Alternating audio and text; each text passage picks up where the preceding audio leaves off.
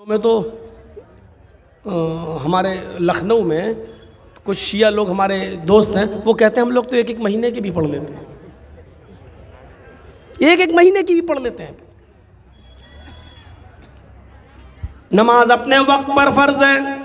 ये अलग बात है कि आप सफ़र में हैं तो आप जमा बैन सलातैन कर सकते हैं, उसकी तफसील में जाने की ज़रूरत नहीं, वरना नमाज अपने वक्त पर फर्ज है।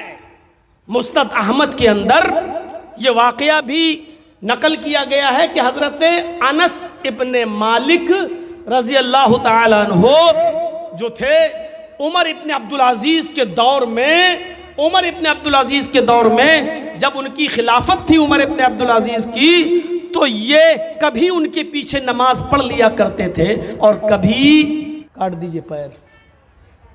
आज हम हिंदुस्तान में मुसलमानों की यही हालत है, यही कैफियत है। इस चीज को याद रखिए, यही कैफियत है। हमारे लिए, हमारे हक में कोई नहीं है, ये सोच लो, ये फिर याद रख लो, हमारे लिए कोई भी पार्टी बेहतर नहीं है। हम यूपी में भी कह चुके हैं, ना सपा ना बसपा ना कांग्रेस, सबने हमारा मजाक उड़ाया, सबने हमसे हमारे वोट का इस्तेमाल किया। मैं यहां पर भी कह रहा हूं कि हमारा कोई नहीं है। आप ये सोच लीजिए हमारा कोई नहीं है, लेकिन ये भी सोचिए कि बड़े नुकसान से बचने के लिए अगर हम छोटा नुकसान करना चाहें तो कम से कम छोटा नुकसान करके अपने आप को बड़े नुकसान से बचा लें। इस वक्त ये कंडीशन है, ये तो हम कर सकते हैं। ऑपरेशन हो रहा है आपका, कोई एक फर्ज भी अभी उठ के नहीं जाएंगे। आप बोलिए, नहीं छोड़िए, ये कंडीशन है। जैसे उस औरत को देखो जिसके पेट से बच्चा पैदा होता है और डॉक्टर ने कह दिया जल्दी बताओ डिलीवरी होने वाली है, मैं बच्चे में से या मां में से किसी एक को बचा सकता हूं, क्या करूं?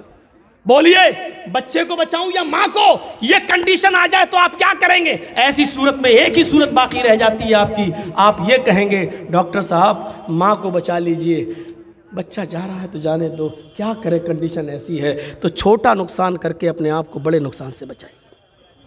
ये सूरत हाल है हमारी। अल्लाह ताला इन तमाम सियासी पार्टियों को तौफीक दे और मुसलमानों के लिए हमदर्द भी बना दे, हमदर्द बना दे। हम अपने हक की लड़ाई लड़ रहे हैं, हमें भीख नहीं चाहिए, हमारा हक चाहिए। अल्लाह जो भी बरसर इख्तिदार हो उनको हमारा हक देने की तौफीक अता फरमा, भीख नहीं, हमें हमारा हक चाहिए। अय अल्लाह इनके दिलों को ऐसा मोम कर दे कि मुसलमानों के हमदर्द बन जाएं और हमारा हक हमें दे। हुदल लिल मुत्तकीन, ये कुरान मुत्तकियों के लिए, अल्लाह से डरने वालों के लिए हिदायत है। हिदायत तो सबके लिए, लेकिन बिलखुसूस जो अल्लाह से डरता है। मैंने अभी मिसाल दी, हजरत उमर फारूक ने हिदायत के चश्मे से पढ़ा, हिदायत मिल गई। अबू जहल को, अबू लहब को हिदायत नहीं मिली। मेरे भाइयों, वो अब्दुल्ला जुल बजादैन जो जंगलों में घूमा करता था और अपने चचा की बकरियां चराया करता था, भेड़ों बकरियां चराते चराते सहाबाए किराम मक्के की जंगलों में कुरान की आयतें गुनगुनाते थे। ये कुरान की आयतें सुन सुनकर इस्लाम ले आया। कुरान की आयतों ने इसके दिल में अपनी जगह बना ली और अब्दुल्ला जुल बजादैन कुरान की चंद आयतें सुनकर इस्लाम ले आया। वो हजरत तुफैल दौसी जो चुपके चुपके मक्के की गलियों में रुई लगाकर कानों में फूंस कर घूमा करते थे, मबादा कहीं मुहम्मदुर रसूलुल्लाह के कुरान के पढ़ने की आवाज मेरे कान में न चली जाए।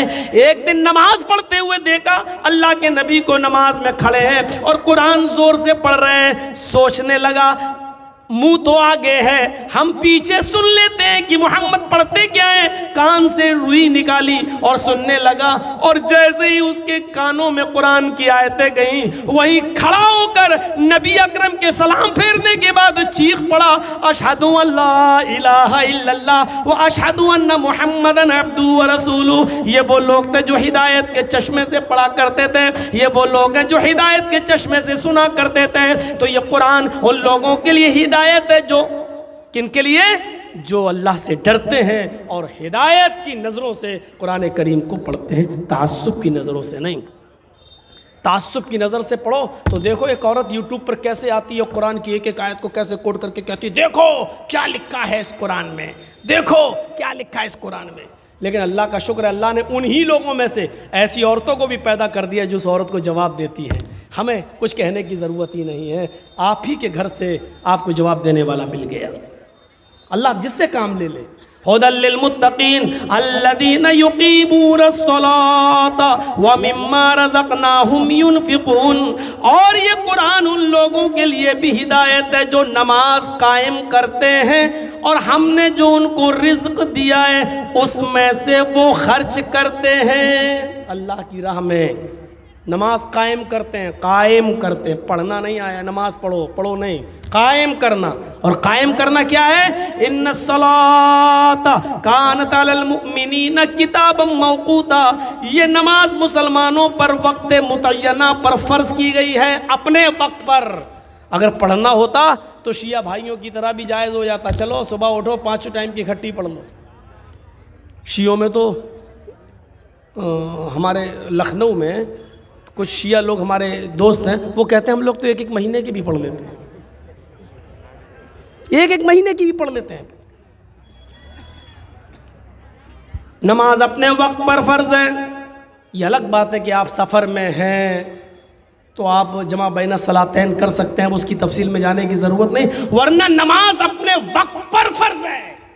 मुस्नद अहमद के अंदर ये वाक़या भी नकल किया गया है कि हज़रत अनस इब्ने मालिक रज़ी अल्लाह ताला अन्हु जो थे उमर इब्ने अब्दुल अज़ीज़ के दौर में, उमर इब्ने अब्दुल अज़ीज़ के दौर में जब उनकी खिलाफत थी उमर इब्ने अब्दुल अज़ीज़ की, तो ये कभी उनके पीछे नमाज पढ़ लिया करते थे और कभी पहले नमाज पढ़कर निकल जाते थे। तो लोगों ने शिकायत की कि अमीरुल मोमिनीन, उमर इब्ने अब्दुल अज़ीज़ से कहा, अमीरुल मोमिनीन आपको मालूम है? कहा क्या? कि ये अनस जो हैं, अनस इब्ने मालिक, ये कभी आपके पीछे नमाज पढ़ते हैं और कभी नमाज पढ़े बगैर आपसे पहले नमाज पढ़ के मस्जिद से निकल जाते हैं, यानी आपके पीछे नहीं पढ़ते। आखिर वजह समझ में नहीं आ रही है। उमर इब्ने अब्दुल अज़ीज़ ने उनको बुलाया, आए अनस मैंने ऐसा ऐसा सुना है। कहा बिल्कुल ठीक सुना है। कहा क्या मतलब? इंतिशार कैसे? आप जमात के दरमियान इंतिशार कैसे फैला रहे हो? आप जमात से पहले नमाज पढ़ के कैसे निकल जाते हो? ये अलग बात है कि जमात हो गई चलो बाद में आके पढ़ लो, लेकिन जमात से पहले तुम नमाज पढ़ के कैसे निकल जाते हो?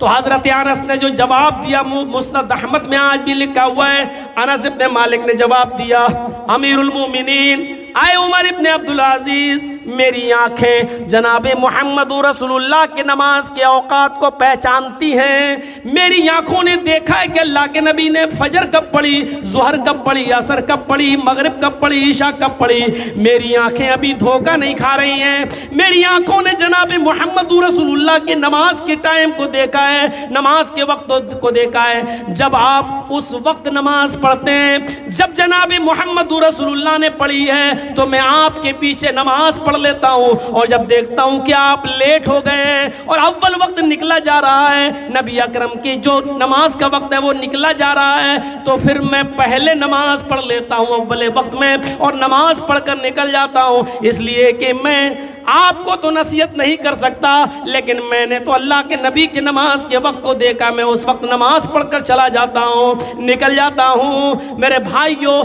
ये था जज्बा।